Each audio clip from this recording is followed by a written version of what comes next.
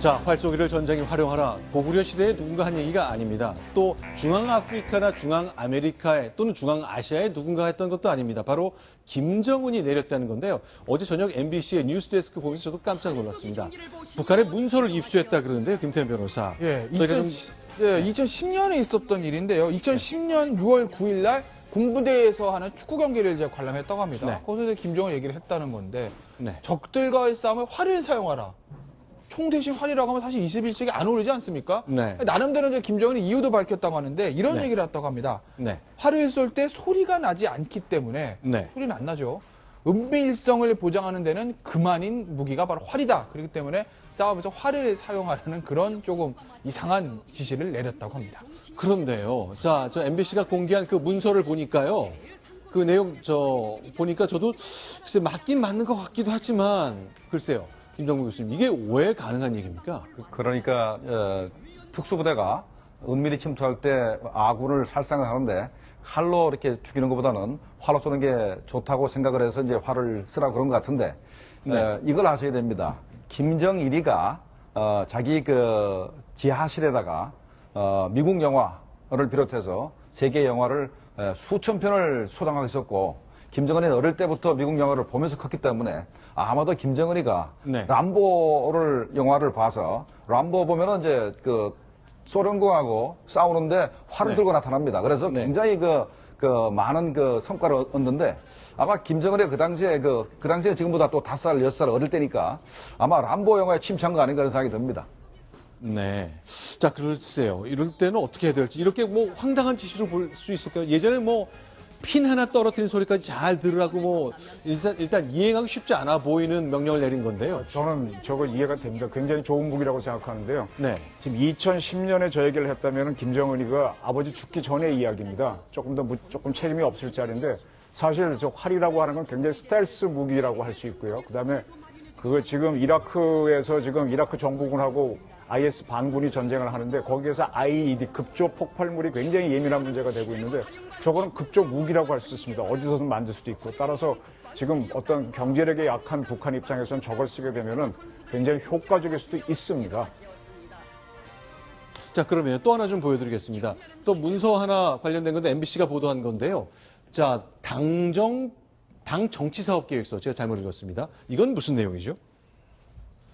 예, 뭐 첫째 여러 가지 이제 군부대 정치부 정치부 조직부에서 만든 얘기인 건데 당 정치국이 또 북한 노동당에서는 되게 중요한 조직 아니겠습니까? 여러 가지를 얘기하고 있는데 첫 번째가 뭐냐면 육탄 자폭 정신으로 명칭도 어마어마하고 무시무시합니다. 네. 육탄 자폭 정신으로 위대한 장군님의 동상 미술 작품 그다음에 혁명 사적지들을 보유할 것, 뭐 이런 내용의 지금 어떤 군에 대한 김정은의 교실을 지금 나타내주고 있는 문서인 거죠. 네. 네, 저거는 그러니까 노동당 중앙위원회의 지시를 받아서 인민군 총정치국이 그 각 예하 부대에다가 지시 내려가는 저 사업 계획인 것 같습니다. 그래서 저기 보면은 김정은과 관련된 모든 것들을 목숨으로 보유해서 그것이 첫 번째 당신들이 할 일이다라고 하는 것인데 정말 어처구니가 없습니다.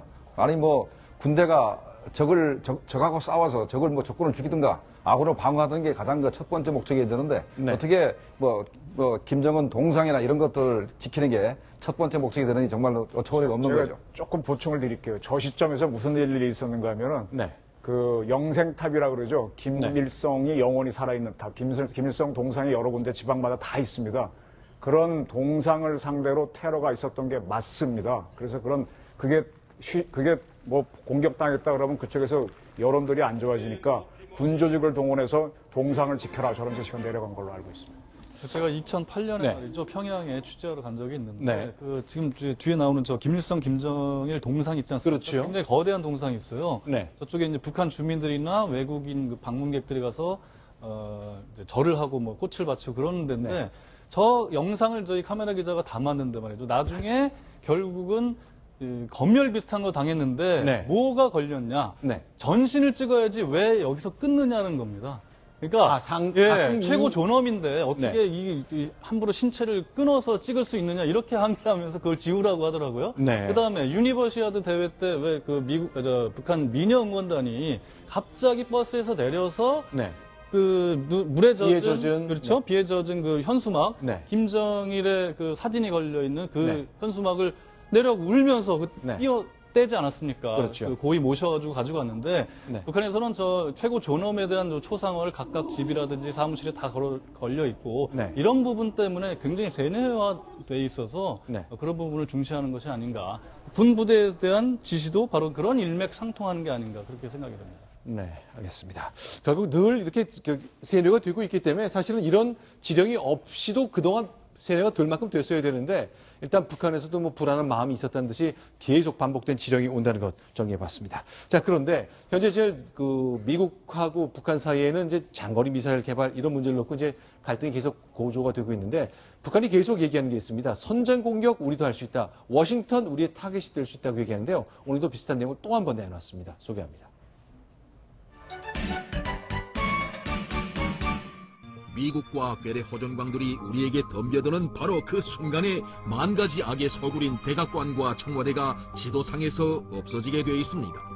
가는 방망이 오는 홍두깨라고. 가는 방광에 오는 홍두깨다. 글쎄 이제 북한식 표현이겠습니다만 이제 당하고만 있지는 않겠다는 뜻인데 글쎄요. 근데 저 뭐 네. 북한 우리말 표현입니다. 가는 네. 홍두깨 오는 방망이. 근데 홍두깨 가면 그걸로 끝날 수도 있어요. 북한. 네. 방망이 못 꺼내고 지금 미국에서 선제 타격이 계속 나오는데 아마 서지컬 스트라이크가 들어가게 되면은 북한은 대응을 못하고 끝날 수도 있습니다. 글쎄 이제 미국 국무부의 그 아태 차관보가 만약에 북한이 핵으로 선제 공격할 능력을 갖추게 된다면 곧 죽는다고 얘기했기 때문에 이게 이제 그냥 나온 말이 아니라 여러 기자들 앞에 공개적으로 한 말이거든요.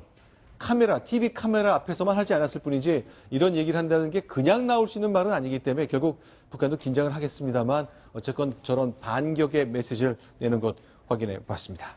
자, 이번엔 조금 더 다음 소식 살펴보겠습니다.